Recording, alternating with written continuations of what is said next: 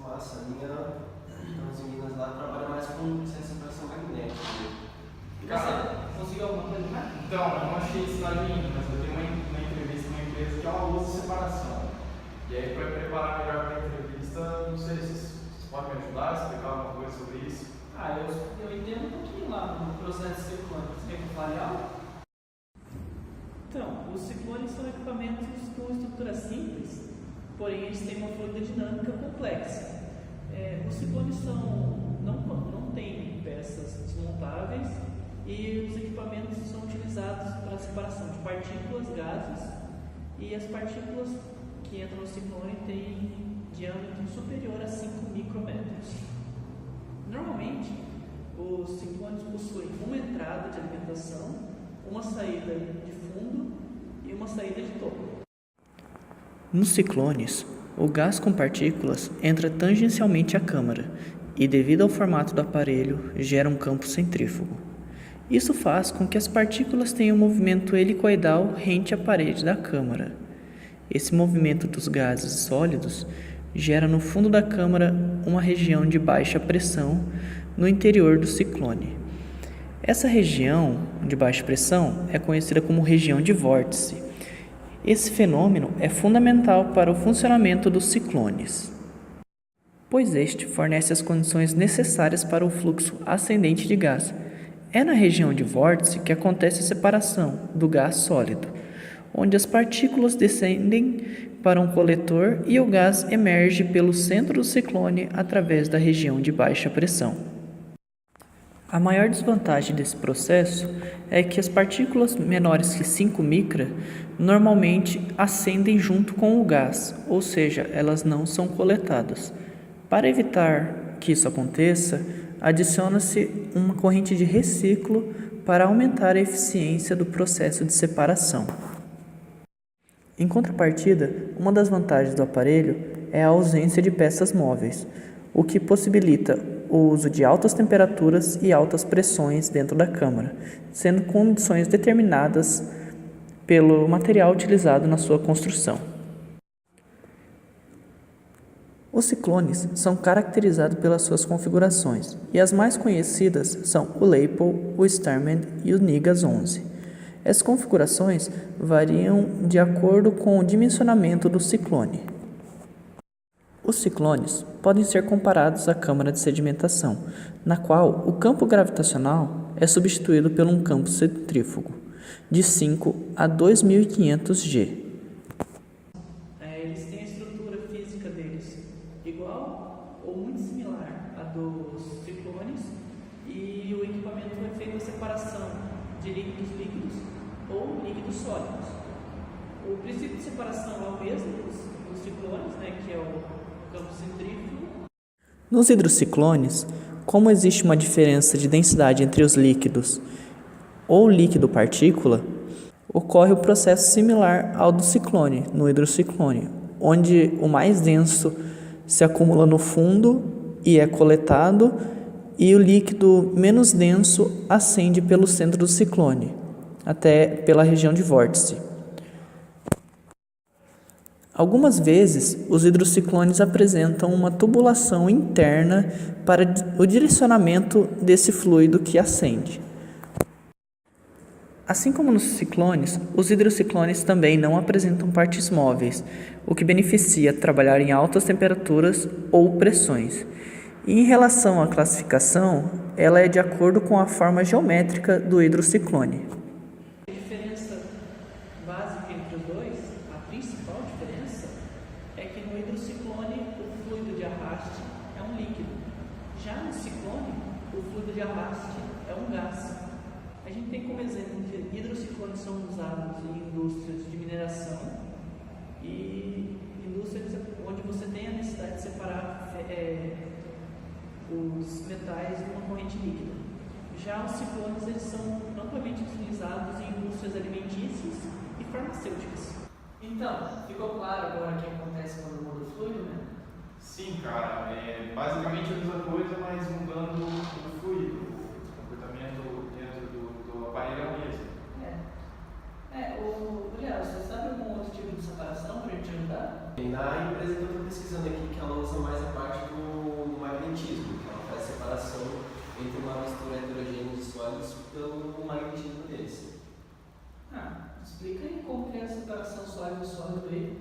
Então, ela é basicamente assim. A separação magnética depende de alguns fatores, como as características do meu separador e as propriedades do mineral. Nós podemos citar como o fator determinante o grau magnético dele. Baseado no grau magnético, podemos dividir os minerais em 3 grupos, como os ferromagnéticos, de alta intensidade magnética, os paramagnéticos, de baixa e média intensidade magnética, e os diamagnéticos, com nenhuma intensidade magnética. Para explicar um pouco melhor sobre paramagnetismo e diamagnetismo, podemos exemplificar da seguinte forma. Os materiais paramagnéticos são atraídos pelos pontos de maior intensidade do campo magnético, tendendo a se alinhar com as linhas de força. Podemos dar como exemplo a hematita e a cromita. Já os diamagnéticos não sofrem efeito ou ainda são repelidos ao longo das linhas de força magnética para os pontos de menor intensidade. Um exemplo é o quartzo e o grafite. Na indústria, a separação magnética pode ser feita pelo método seco ou pelo método úmido, sendo o seco para granulometrias mais grossas e o úmido para granulometrias mais finas. Os diversos separadores existentes são divididos em 3 grandes grupos de acordo com o seu gradiente e com a sua intensidade magnética. Podemos citar dentro do grupo dos separadores magnéticos de baixa intensidade os ímãs suspensos, as polias magnéticas e o tambor magnético. Os ímãs de suspensão são projetados especificamente para a extração ocasional de ferro com contaminação orgânica de um fluxo de produto, sendo conduzido por uma correia transportadora ou alimentador vibratório. Já as polias magnéticas acarretam uma deflexão maior ou menor na trajetória das partículas durante sua queda, de acordo com a intensidade do campo eletromagnético ajustado no eletroímã. Eles são instalados como uma polia principal de substituição na extremidade da descarga de um transportador. Uma placa de desvio ajustável não magnética é instalada abaixo da polia para separar os materiais ferrosos longe dos não ferrosos no fluxo de produto. O tambor magnético pode ser aplicado em separações de via seca e úmida. Eles são constituídos em um sistema de ímã estacionário a 180 graus, em torno do qual gira uma tampa. O material é alimentado sobre a tampa do tambor no ponto principal da parte do ímã. Materiais magnéticos irão aderir à tampa do tambor na medida em que ele gira e serão então descarregados após a trajetória normal. Materiais não magnéticos cairão livremente para frente, seguindo sua trajetória normal. São usados em aplicações onde existe uma alta taxa de rendimento de material a ser processado e de onde é necessário extrair partículas ferrosas menores de um determinado fluxo. Os separadores de tambor estão disponíveis em uma ampla variedade de tamanhos para se adequar às necessidades de rendimento específicas do cliente e pode ter um sistema permanente interno ou um sistema eletroímã, dependendo da sua aplicação. Já no grupo dos separadores de alta intensidade, podemos citar os separadores de correias cruzadas, por discos e por rolo induzido. Os separadores de correias cruzadas são utilizados em operações onde se requer um alto grau de pureza do produto final, como, por exemplo, no beneficiamento da tantalita ou calciterita. Eles são constituídos de 2 correias transportadoras a uma pequena distância uma da outra. O campo magnético que atua na correia superior atrai o material magnético. Esse material é raspado da polia de descarga superior, enquanto o não magnético é descarregado do modo habitual pela polia de descarga da correia inferior. O separador de discos consiste de 1, 2 ou 3 projetos de disco, e dependendo da suscetibilidade magnética dos minerais individuais a serem processados, o material é captado por cada disco no início e no fim das extremidades. A intensidade das ondas magnéticas é definida pelo ajuste dos intervalos entre o disco e a correia e pelo ajuste da corrente elétrica fornecida às eletrobobinas. Um ajuste adicional pode ser feito à velocidade da correia e à taxa de alimentação, resultando em 2 produtos sendo selecionados por cada disco, e 6 produtos magnéticos separados de uma máquina de 3 discos, bem como um produto final não magnético. O separador magnético de rolo induzido é usado para a extração contínua de pequenas partículas magnéticas de certos minerais com a finalidade de purificação mineral. O material a ser tratado é alimentado por um funil ou alimentador vibratório a uma taxa controlada em um rolo magnético de alta intensidade. Como o material magnético se une na direção da superfície do rolo ou é desviado em direção a ele,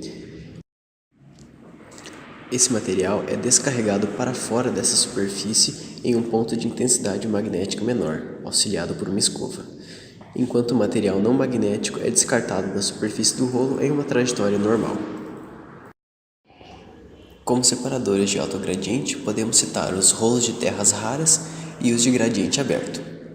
O separador magnético de gradiente aberto é um equipamento utilizado em processos via úmida que gera altíssimos níveis de campo magnético, sendo aplicado para separar pequenas quantidades de materiais ferrosos, aproximadamente 1 a 5%, de contaminantes de produtos finos, como caulim, bauxita e quartzo. Ele opera como uma bobina especial com matrizes do tipo lã de aço inox ou do tipo telas, que possibilitam o incremento do seu campo magnético. Deu para entender mais ou menos como é que funciona? Ah, um processo bem legal. Cara, parecido com o que eu tava pesquisando aqui. Eu acho que lá na empresa eles usam separação eletrostática. Como é que funciona isso daí? Então, o que eu tava pesquisando aqui, a separação eletrostática no processo industrial, ela é utilizada para separação de materiais condutores de materiais não condutores. Nesse método de separação, a gente tem que considerar as propriedades físicas do material que vai ser eletrizado, no caso a condutividade elétrica dele é um exemplo, e também a gente tem que considerar as propriedades do meio onde vai acontecer a eletrização. No caso, se houver umidade ou poeira, por exemplo, isso aí afeta a eletrização do material. Existem diferentes tipos de eletrização, dentre elas a eletrização por atrito, a eletrização por bombeamento iônico e também a eletrização por indução. Na eletrização por contato ou por atrito, como o nome já diz, a gente tem um contato entre duas partículas. No caso, a que a gente quer eletrizar é uma partícula com as propriedades diferentes dela, e esse contato faz com que surjam cargas na superfície dessa partícula. Já no processo de eletrização por indução, o que acontece é que as partículas que vão ser eletrizadas, elas são postas sob a influência de um campo elétrico, e a natureza desse campo elétrico e a intensidade são responsáveis por produzir carga elétrica na superfície da partícula. E no processo de eletrização por bombardeamento iônico, o que acontece é que a gente tem um fluxo iônico passando, e o material que a gente deseja eletrizar, a gente passa ele nesse fluxo, e as cargas iônicas presentes nesse fluxo iônico são transferidas para o material, então ele fica eletrizado. Outro fator que influencia nesse tipo de separação é a granulometria das partículas utilizadas. No caso de uma partícula muito grossa, ela apresenta carga superficial pequena, isso devido à sua superfície específica ser muito baixa. Em contrapartida, as partículas muito finas, elas tendem a ficar juntas às partículas não condutoras no fundo do equipamento.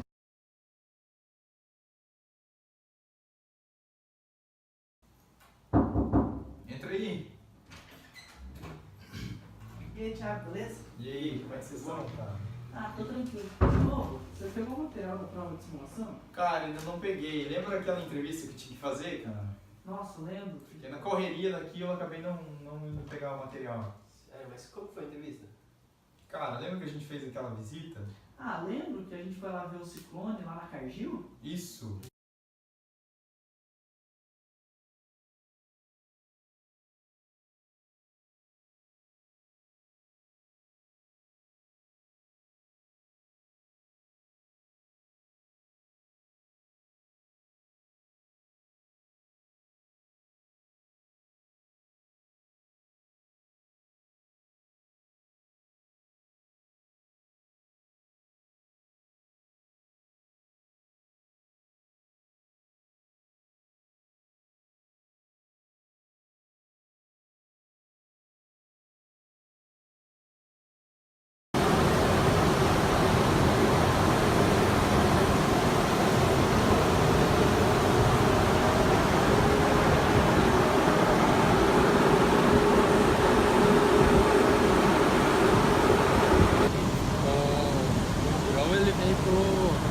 Ele cai na moega lá, daí da moega é jogado por esses elevadores aqui, e é jogado pro silo. E o ciclone é só para como se fosse um elevador de ar, só tira o ponto. Aí tira foto.